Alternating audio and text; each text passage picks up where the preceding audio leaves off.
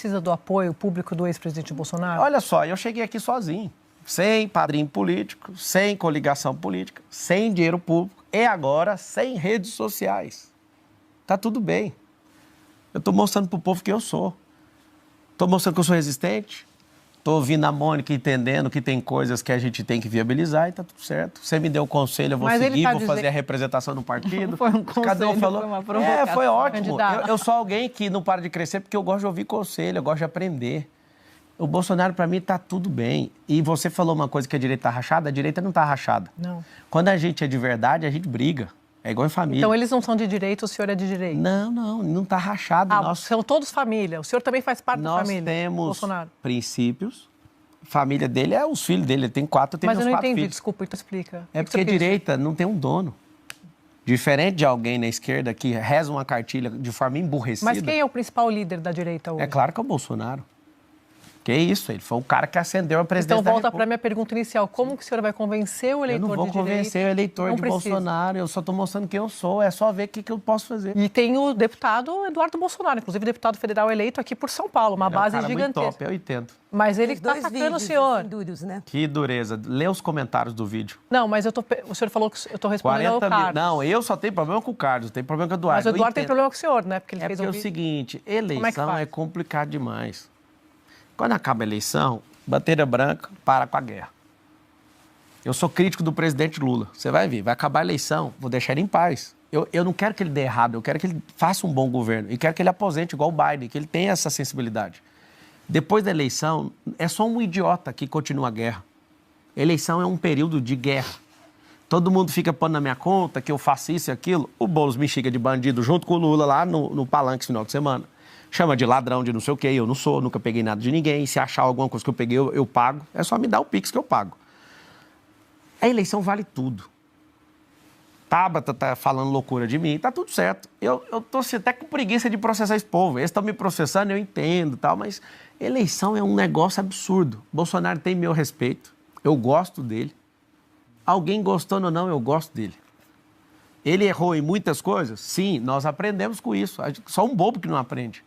Agora, se ele seguir o caminho com o Nunes, que eu acho que ele vai seguir, porque ele deu a palavra, e no almoço que eu tive com ele algumas semanas atrás, ele falou, não tem como eu voltar atrás. E eu falei, tá tudo bem, eu não estou te pedindo. Sim, e eu falei isso para ele no almoço, eu não estou pedindo seu apoio. Eu vim trocar ideia com você e pedir conselho, é diferente. Ele me deu 3 conselhos, eu segui os 3 e funcionou. Mas a questão é que não é que ele não está apoiando o senhor, ele foi crítico, inclusive, ao senhor. Claro, mas no meio da eleição. Essa candidatura não tem nada a ver comigo. Mas não tem mesmo. O senhor se ressente desse comportamento dele? Não, eu estou acabando de explicar que é eleição, eles vão fazer de tudo. O Carlos, ao invés de preocupar com o Ramagem, que inclusive eu vou ajudar, porque o Carlos está mais focado em mim em São Paulo, e eu vou levar essa eleição no primeiro turno. Eu vou ajudar até no do Rio de Janeiro, porque vai ser feia a eleição lá. Porque eles têm que focar na de lá. Mas, candidato... Só que eles estão preocupados porque as pessoas votam por princípios, valores e propósitos. O que está acontecendo? Não está batendo. Por que eu estou em paz em relação a isso e por que eu assumi a liderança dessa corrida eleitoral agora? Com pouco dinheiro, só com o celular, um sonho, Deus e o povo.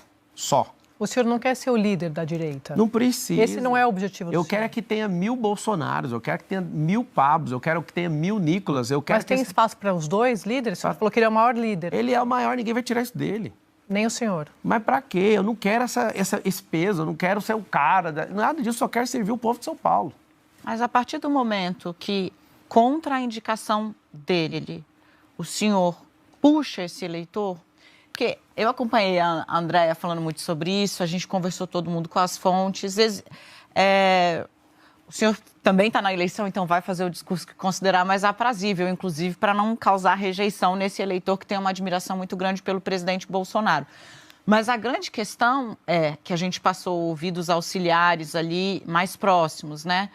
O Pablo Marçal não quer estar com, ele quer ser o.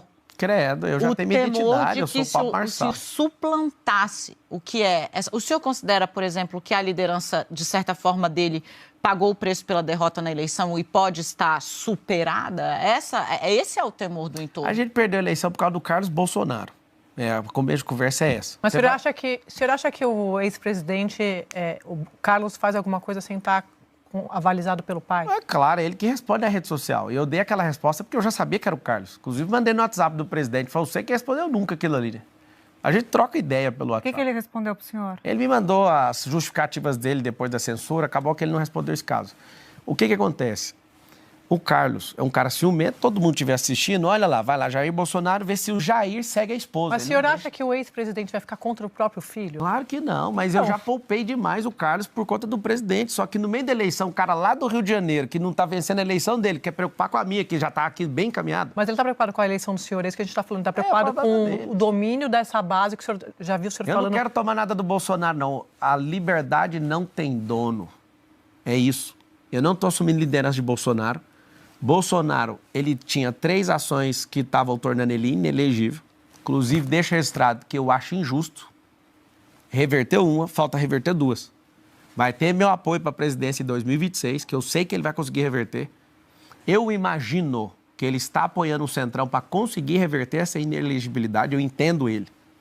Só que a gente não pode entregar São Paulo para pessoas que não têm os mesmos compromissos que a gente. Carona numa pergunta da Mônica sobre o quão execuível é ou são propostas suas. O senhor disse, por exemplo, que vai gerar 2 milhões de empregos na periferia. Quem vai gerar são as empresas. Eu vou facilitar a liberação fundiária, vou trazer empresas e vou promover gente. Através dos braços de ensino que eu falei. Que vão ser dentro das próprias empresas. Eu já uso esse método e já multipliquei para muitas empresas, inclusive, e funciona. Ah, eu atravessei você, Camarote? Não, mas pode fazer a pergunta. Ok.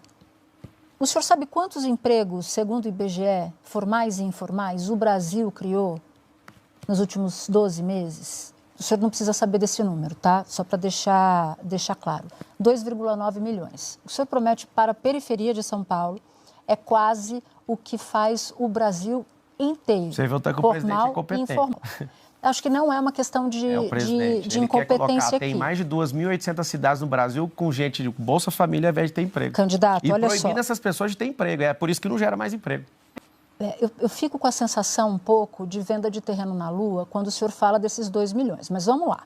Se a gente for pegar, por exemplo, a sua promessa de zerar em 18 meses a fila para cirurgia, certo?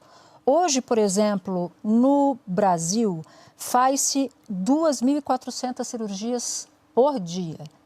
Cirurgias eletivas. Para zerar em 18 semanas, seriam 1.730 cirurgias por dia só na cidade de São Paulo. Isso mesmo. Sabe o que a gente vai fazer? Convênio com outras cidades, convênio com o governo do estado, mutirão. Nós vamos pegar toda a ociosidade de todos os hospitais particulares, não só da cidade de São Paulo, mas do interior, aonde couber.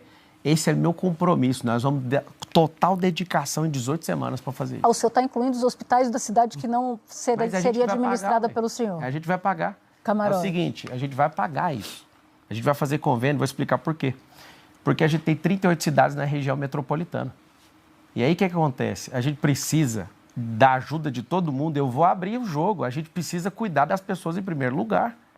Tem gente morrendo em fila de hospital porque não tem cirurgia, não está conseguindo. O prefeito bate no peito, batemos o recorde. Cara, mas por que com toda essa potência que é São Paulo ainda tem pessoas precisando disso? Vou atrás do Conselho de Medicina para liberar a telemedicina, como foi na época da pandemia. Aquilo é um instrumento de inteligência absurdo para a gente fazer isso. 40% das pessoas que fazem exame não tem retorno. Mas cirurgia não dá para fazer por telemedicina. Não, eu estou falando dos exames. 447 mil exames de cá, 192 mil cirurgias do lado de cá. A gente precisa fazer uma situação de guerra. Quando eu ajudei lá no Rio Grande do Sul, só meu grupo mandou 206 carretas para lá. E eu vi que se a gente é comprometido em fazer isso, foram 4 milhões de quilos de suprimento. Mandei todas as minhas aeronaves, pedi aeronave para um monte de amiga, a gente usava aeronave para mandar medicamento. Fizemos uma desossa em 33 dias. Uma das minhas empresas ficou com o portão aberto 33 dias. Ô, candidato, mas vamos voltar aqui para a cidade de São Paulo. Deixa eu só terminar a resposta dela, por favor. Não, o senhor está falando do Rio Grande do Sul. Mas é porque foi eu fui o ator lá. E aí, sabe o que foi o sentimento que eu tive lá? Eu vi o governo federal chegando atrasado e está comprovado, não tem discussão esse assunto. Eu percebi que se a gente parar no sistema de mutirão, a gente resolve qualquer problema. E eu vou fazer isso em São Paulo. Eu fiz no Rio Grande do Sul, vou fazer em São Paulo. Eu estou fazendo isso em Angola, vou fazer aqui em São Paulo. Eu sei como é que faz. Eu não sou um garoto que está sonhando com um Brasil melhor. A gente tem dinheiro, tem competência. Engraçado, eu estou em 19 segmentos diferentes no mercado.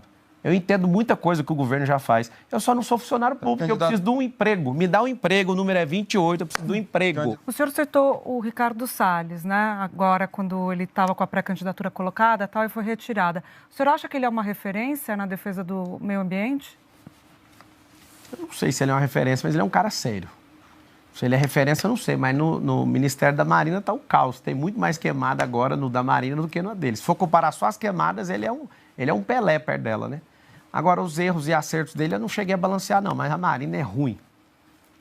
O Lula podia ouvir aqui um pedido de um cidadão aqui de São Paulo.